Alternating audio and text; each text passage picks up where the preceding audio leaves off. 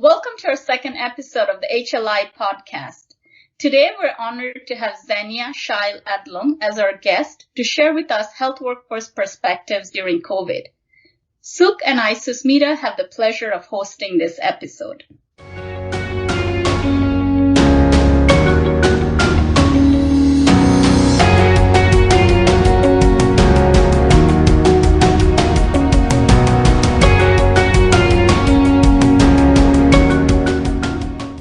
Xenia has been with the Health Law Institute right from the beginning, starting off as an advisor and now as the vice president of the organization. HLI, and me in particular, are very fortunate to be able to tap into her invaluable experience. Previously, she was the senior ILO health policy coordinator in the International Labour Organization headquarters in Geneva, Switzerland.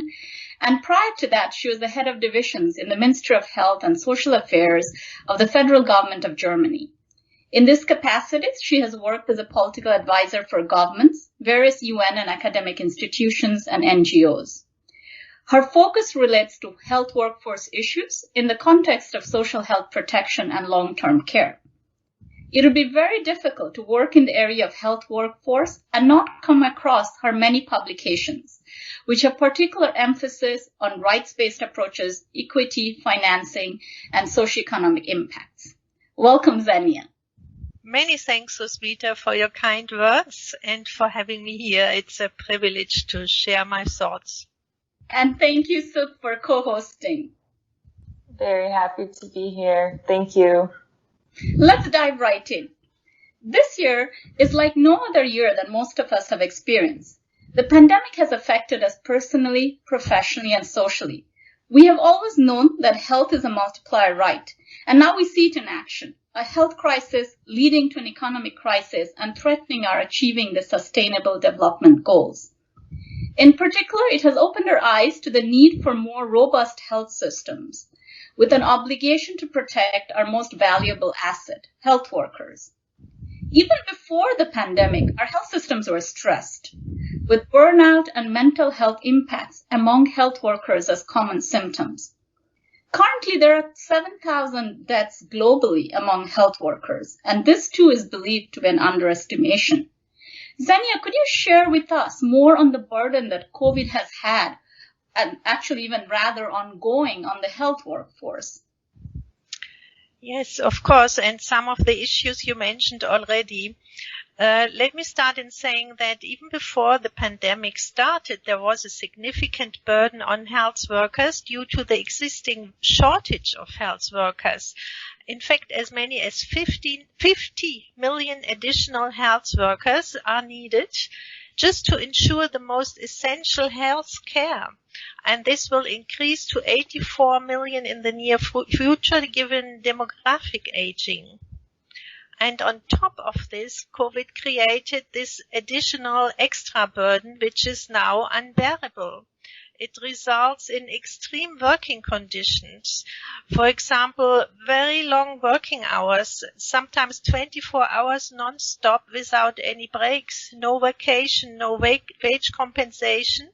Even sick leave is not given when needed. And this is, of course, unacceptable. But even more important is the risk of infection and death even, because there are so many issues there that health workers cannot protect themselves.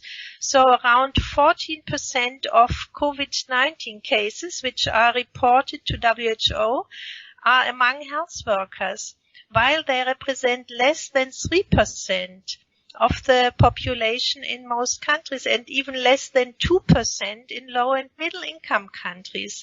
And this, of course, resulted in thousands of deaths, as you mentioned already, Susmita, and concerned were more nurses than doctors and more women than men.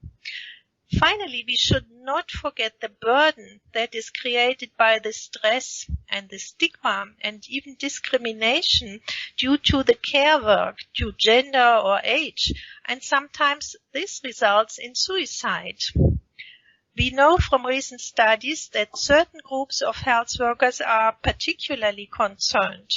And these are those with Black, Asian, or minorities or ethnic backgrounds. So this concerns me a lot. Thank you, Xenia. Those are some very, very dramatic statistics. And how do you think some of these challenges can be addressed? When discussing how to address these issues, I think we should be aware that they often come from the past, from austerity policies, which led to a significant underfunding of health systems, and this resulted, among others, in the workforce shortage that I mentioned and in decent work deficits, to the point that human rights of health workers were concerned, for example, the right to health in the absence of occupational safety and health. Thus, it is not enough to applaud health workers for their work. What is needed at the national level is adequate funding of health systems and jobs, legislation on international labor status, standards and social protection. Only this will allow creating a sufficient number of decent jobs. And it will allow to provide health and social security, for example, family and childcare options and paid sick leave. And at the health system or organizational level, such legislation needs, of course, to be fully implemented and not just partly as we see it now. And this means employing a sufficient number of nurses, doctors, pharmacists, etc., to ensure a division of labor that allows for shared workload, needed breaks, and vacation. It is, of course, also necessary to ensure the availability of occupational safety and health, particular personal protective equipment at each workplace to minimize the risk.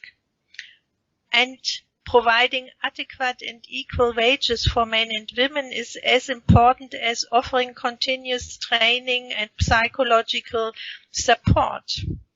And finally, what is often forgotten is to establish measures to prevent discrimination and abuse of health workers.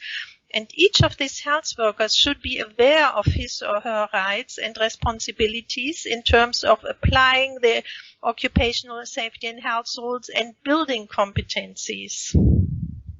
Thank you again. I know you mentioned labor law and governance and things like that, and how healthcare workers need to know their rights under different legislation.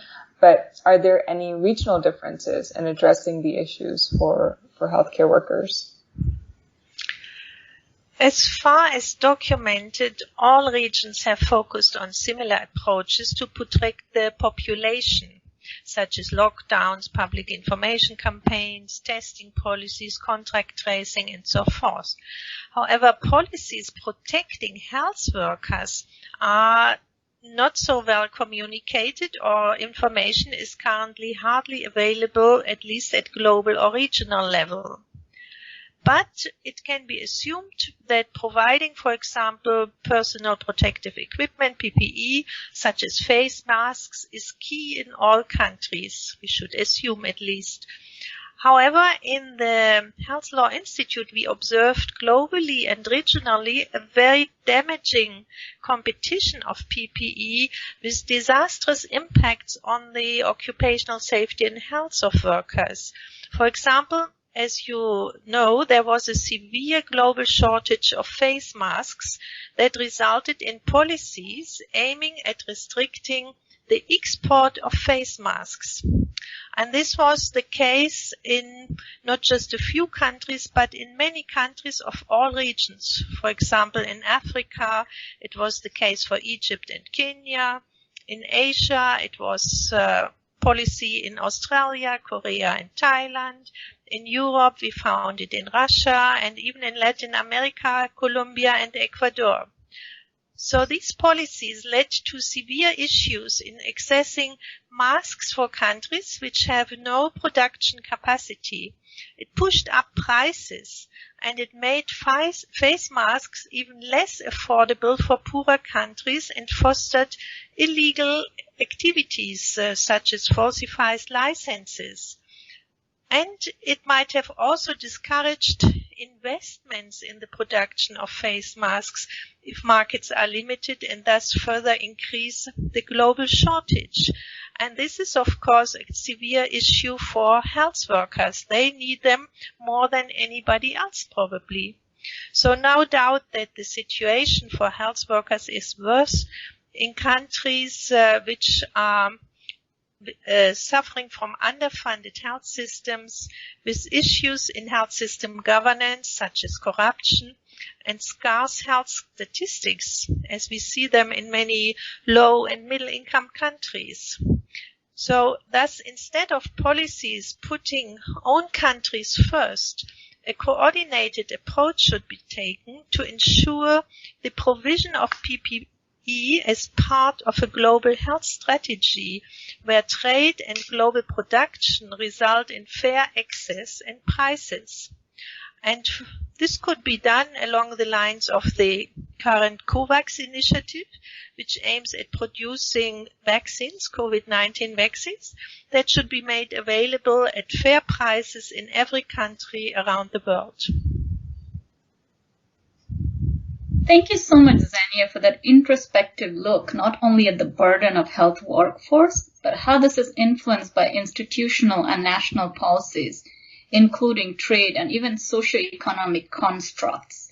As you clearly pointed out, our health workers are overworked. They're forced to work long hours, many times below standard of care, not properly compensated, and facing rising levels of abuse and discrimination. It's also interesting to note some of the gender imbalances that you pointed out, and even the imbalance in how it's affecting the population. Like you mentioned, 14% of health workers compared to 3 or 2% in other countries. I think that's pretty glaring that we see that, there's a gap. There's something missing. We are not protecting health workers where we should see, or there's other things that need to be explored more.